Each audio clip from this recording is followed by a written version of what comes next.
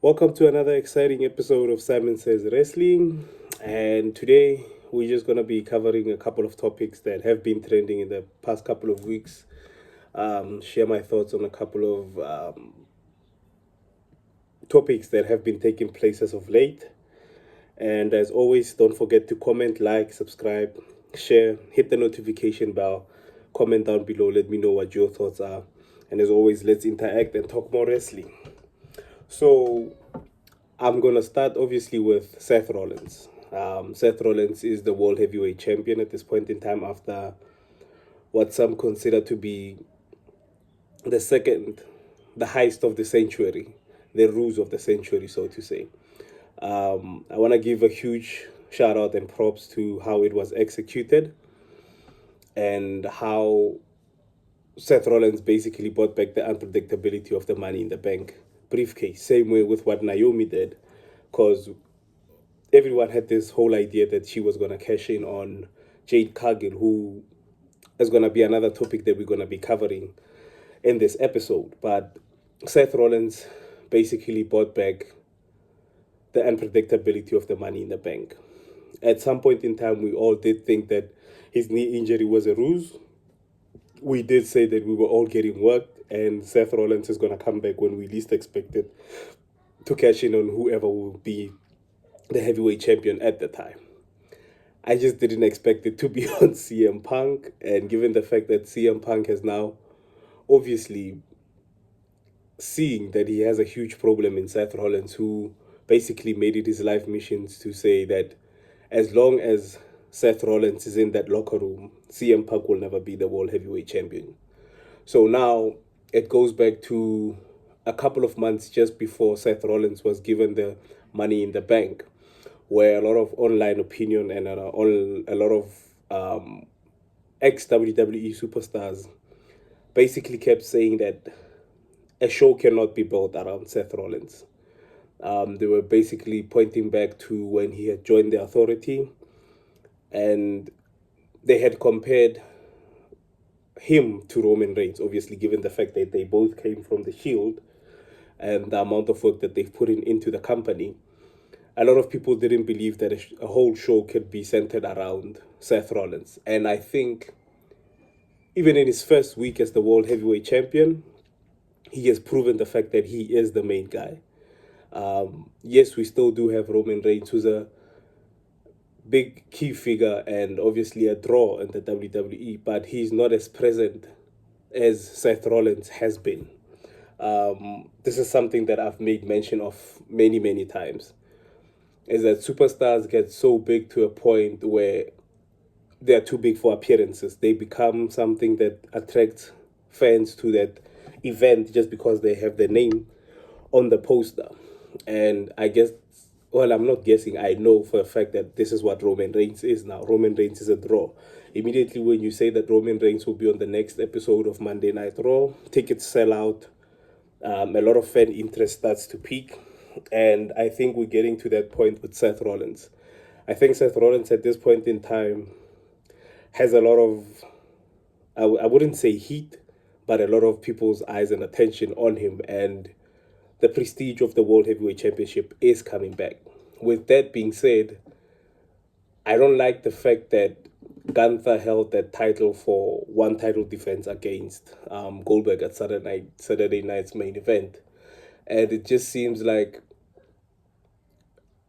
he had turned into a transitional champion. And honestly, I had higher hopes for Gunther's reign just before Seth Rollins had obviously cashed in and taken it from CM Punk, who at this point in time also had defeated Gunther for that World Heavyweight Championship. So I don't know what's next for Gunther. He might be out due to injury, but personally, I would have loved to see his reign a lot longer, given the fact that his first one was a bit lackluster compared to what he had with the Intercontinental Championship. So going forward, I'm just I'm just worried about how all of this starts to affect Gunther, giving him the title, taking the title off, giving him the title, taking it off of him. So after a while, it will be a bit repetitive and a bit Now, that's my biggest fear, that he just becomes an afterthought or someone that once held the World Heavyweight Championship. Seth Rollins, obviously, at this point in time, is in a story with Roman Reigns, LA Knight, and CM Punk. So these are, I think, the three biggest baby faces on Monday Night Raw, aside from Penta, who are involved with Seth Rollins. So obviously, Seth Rollins, the whole show is being built around him. And I think it's showing that Seth Rollins has always been someone that the show can be centered around.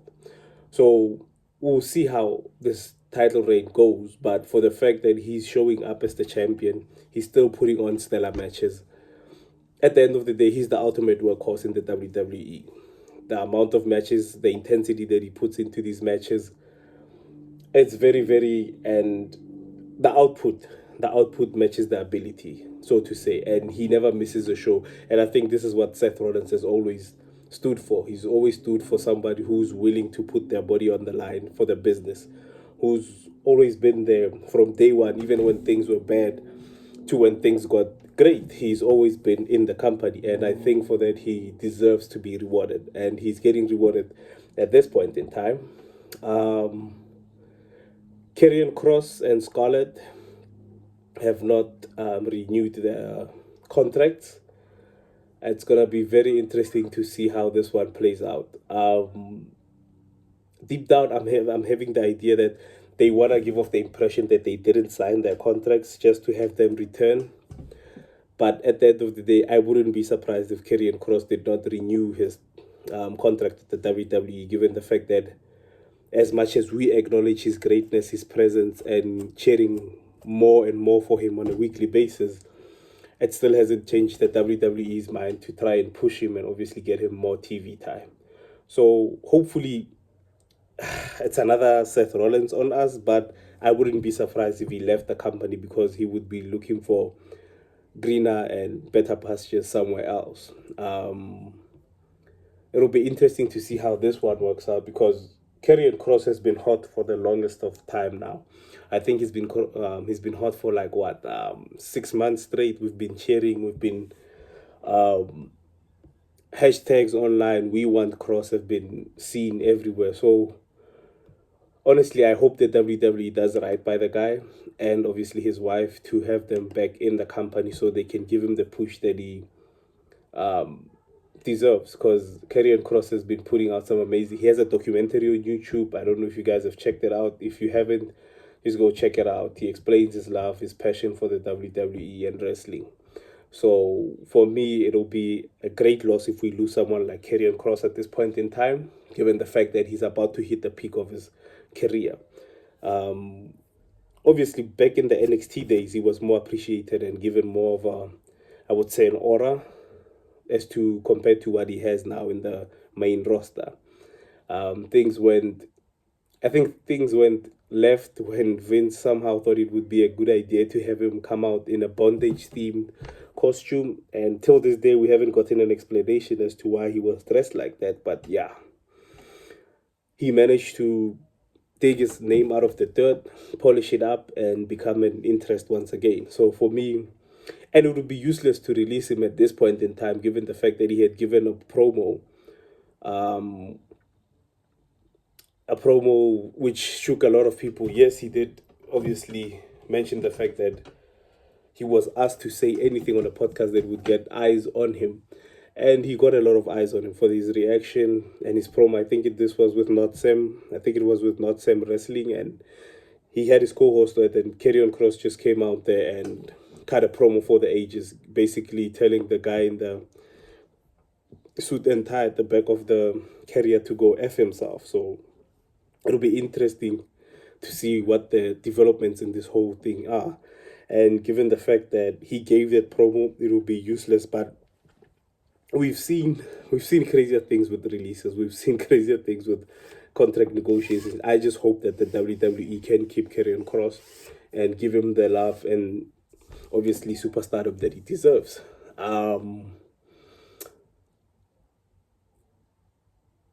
Brock Lesnar is back in the WWE.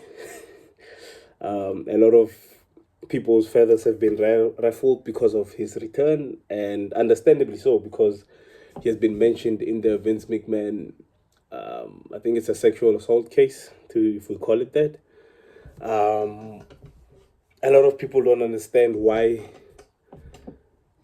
the WWE would have him back.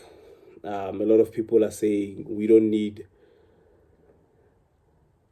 people obviously linked to Vince McMahon being back in the company. There was no need for Brock Lesnar. A lot of people basically just throwing in a lot of hate, a lot of misks. Like I think the whole point is being missed. The fact that John Cena at this point in time is facing some of his greatest rivals, and if you look back at his rivals, besides CM Punk, besides Randy Orton, the one person that has always been a thorn in Cena's side would be Brock Lesnar.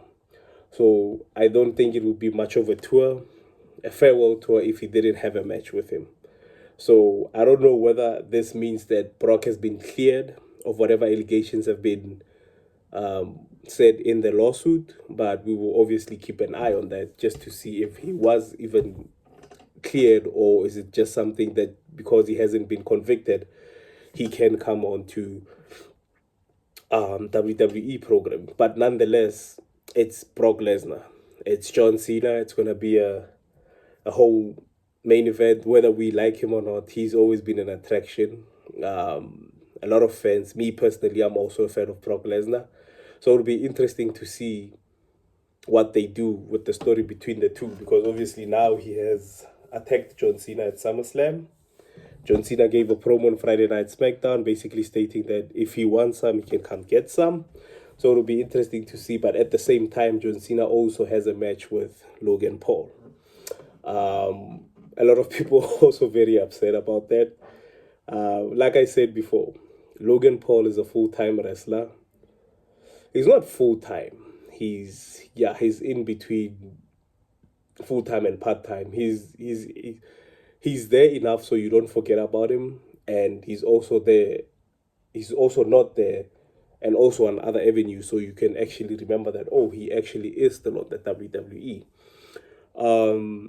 Watching Friday Night SmackDown, and when Logan Paul came out, I had this wild idea that what would happen if he lost the name Logan Paul, like if he changed his name to something else.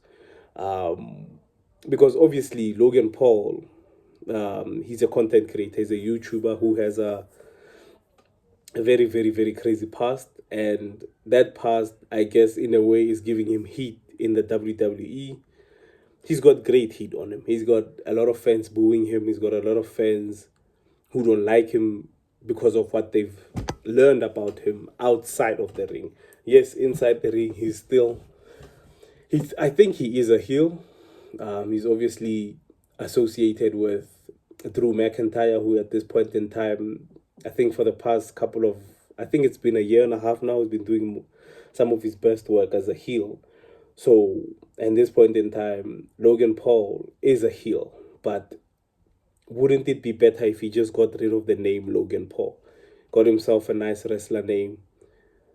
And I also noticed that he sometimes likes to speak over the crowd. He doesn't let the crowd sink in and then find a way to splatter them and then get his promo out there. He likes to speak over the crowd.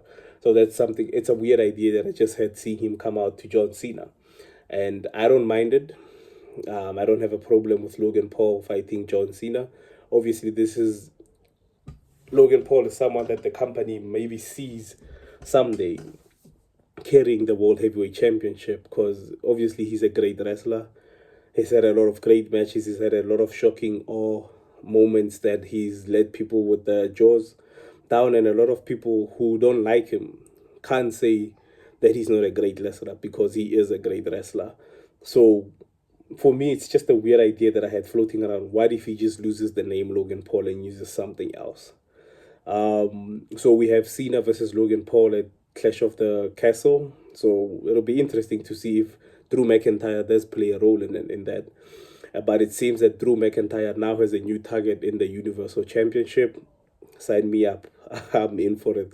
The fact that he now wants to go after Cody Rhodes for that title could be that he's going to be the first opponent that Cody Rhodes gets to face after regaining the Universal Championship. John Cena is left with 4 months. 4 months. I think for this month, it's confirmed that he'll be facing against Logan Paul. And then I think after Logan Paul, it will probably be Brock Lesnar. Hopefully, maybe that leaves us with 2 months. And I was actually watching some vintage WWE clips and matches. And I think there's somebody that we're all overlooking as a opponent for John Cena, and that's The Miz. I don't know why The Miz doesn't get the props and love and the roses that he deserves while we still have him in this company.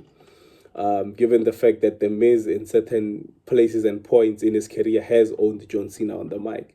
And that's not an easy achievement to do, given the fact that John Cena is actually one of the best wrestlers on a mic, but The Miz has given him a run for his money. So it was just a weird idea that I had floating around was, why is The Miz not considered one of John Cena's greatest rivals, given the fact that he has beaten John Cena in the main event of WrestleMania, and he had a mixed tag team match with his wife and with against John Cena and his wife at the time. So why are we not considering The Miz as a potential opponent for John Cena? That one just confused me a bit. I would have personally liked to see The Miz and John Cena one last time. But yeah, these are like some of the stories that have obviously caught my attention. And obviously with Jade Cargill being unable to capture the Universal Championship from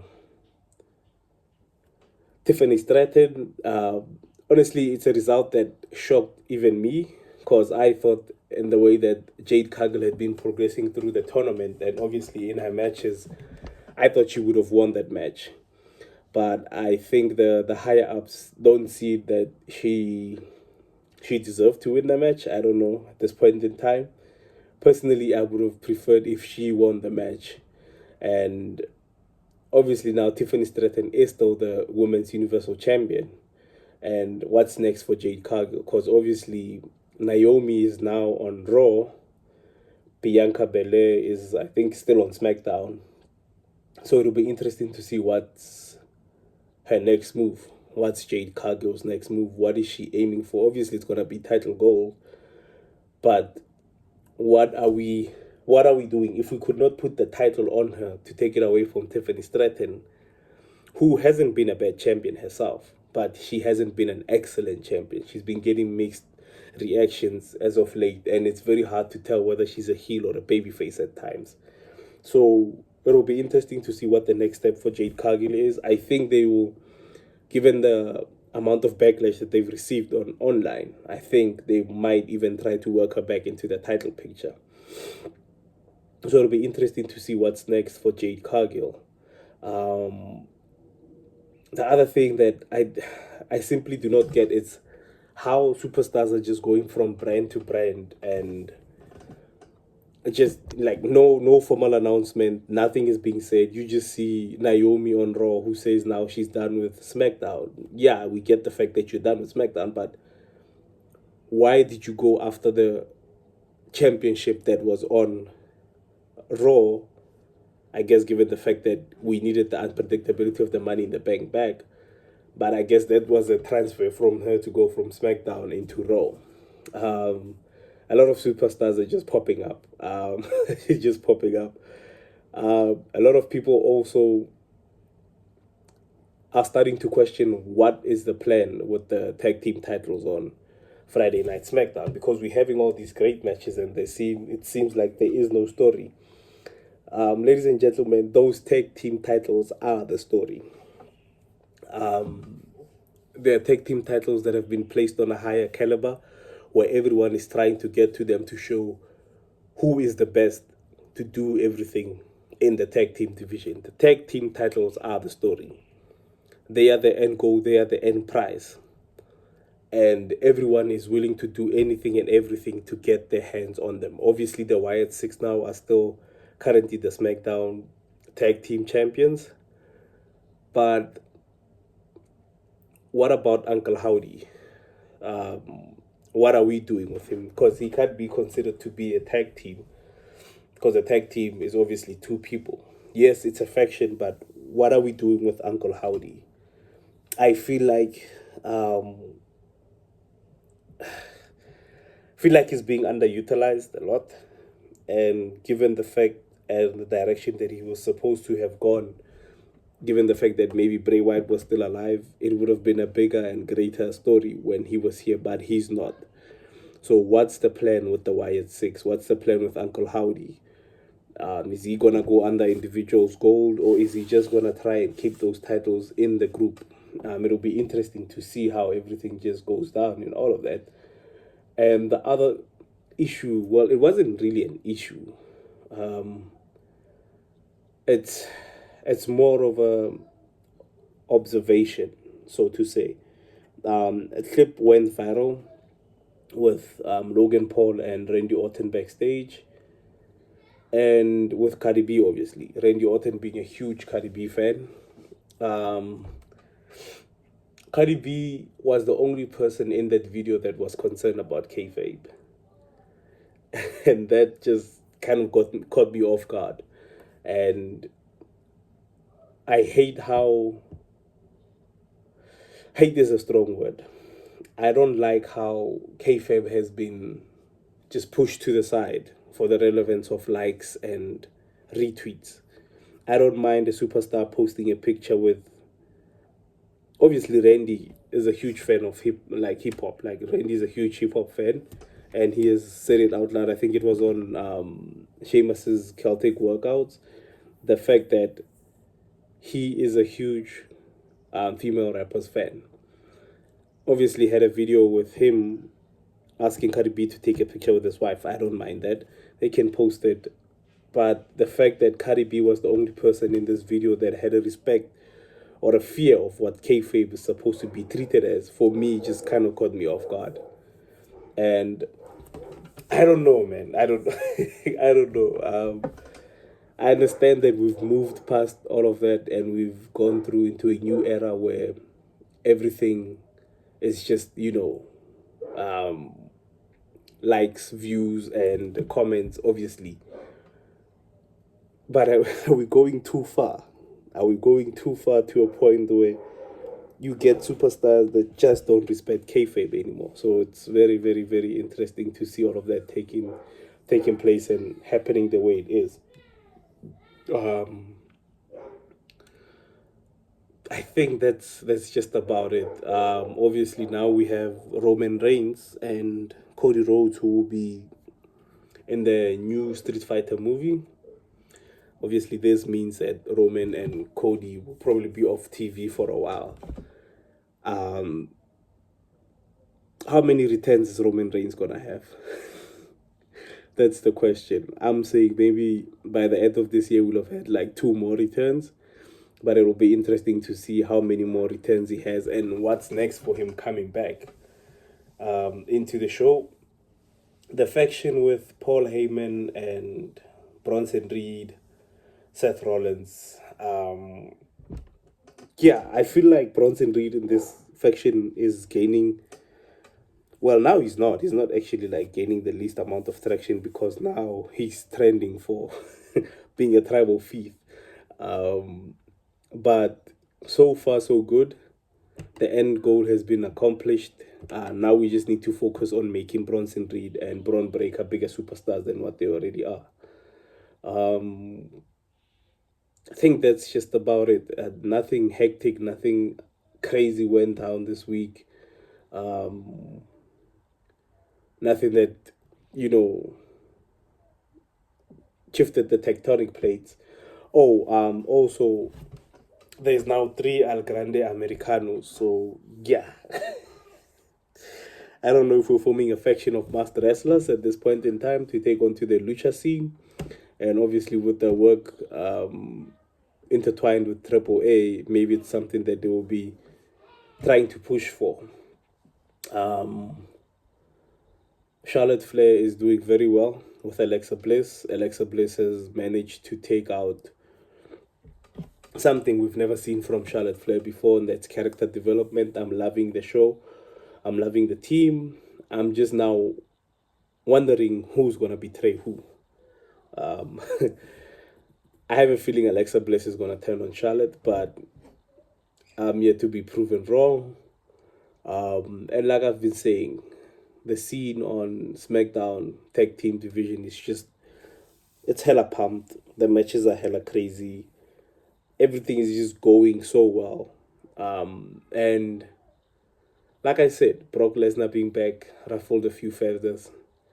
Let me know what you think down below about his return. Are you excited to see him back into the show? Are you one of those guys that feel that we never needed him ever since he left? We've been doing fine just without him. And honestly, I just pray to God that at no point in time is The Rock ever placed back into being John Cena's final opponent, because I think that would obviously intrigue that bold fraud to be the last person that John Cena ever faced. I think that's something that he would want for himself. At this point in time, I'm just hoping that whoever it is, it's either Roman Reigns or The Miz. That's the only two people that I can safely say that I want to see in the ring with Cena for the final tour of his run. But other than that, let me know what you guys think. Comment down below.